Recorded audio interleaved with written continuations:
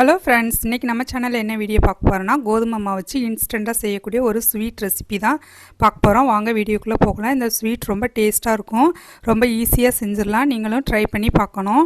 இப்போ இதுக்கு 2 table spoon அளவுக்கு நெய் வந்து எடுத்துக்கிறேன். இந்த நெய் உருகுனதுக்கப்புறமா அரை கப் அளவுக்கு கோதுமை மாவு வந்து எடுத்துக்கலாம். இந்த கோதுமை மாவை நெய்யில் நல்லா வறுத்து விடணும். அதோடைய ஸ்மெல்லு நல்லா வர்ற வரைக்கும் வறுக்கணும். இது வந்து ஃபஸ்ட்டு அந்த ஊற்றின நெய் எல்லாத்தையும் உள்ளே வாங்கிட்டு அதுக்கப்புறம் நல்லா வறுபட்டதுக்கப்புறமா அந்த நெய்யெலாம் கொஞ்சம் ரிலீஸ் பண்ணோம்.